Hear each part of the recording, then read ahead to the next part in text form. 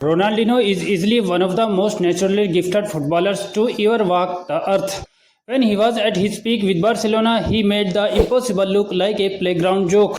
But have you ever wondered why he is rarely mentioned in the ultimate GOAT debate alongside Messi or CR7? Well, Real Madrid and Brazil legend Roberto Carlos just revealed the shocking truth on John Obi Michael's The Obi-Wan podcast.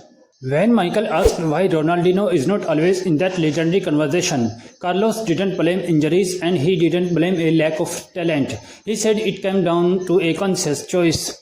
Carlos explained that once Ronaldinho reached his absolute peak, his mindset completely shifted. He didn't want the endless, grueling pressure of being a corporate athlete. He looked at the pitch and thought, I'm just going to play football and keep having fun. Now every football fan knows the rumors. For years, the narrative was that Ronaldinho's career faded because he partied too hard. Michael asked him straight up, too many parties?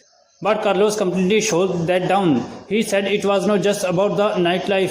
Ronaldinho had literally achieved everything in football.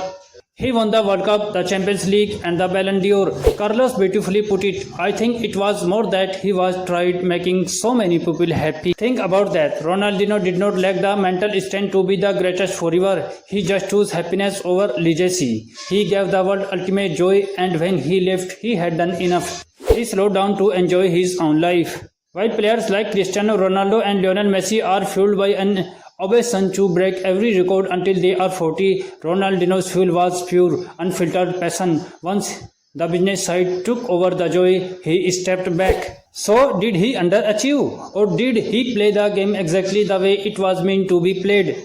Drop your thoughts in the comments below. Is Ronaldinho still the most entertaining player in history? Don't forget to hit that subscribe button for more football stories. See you in the next one.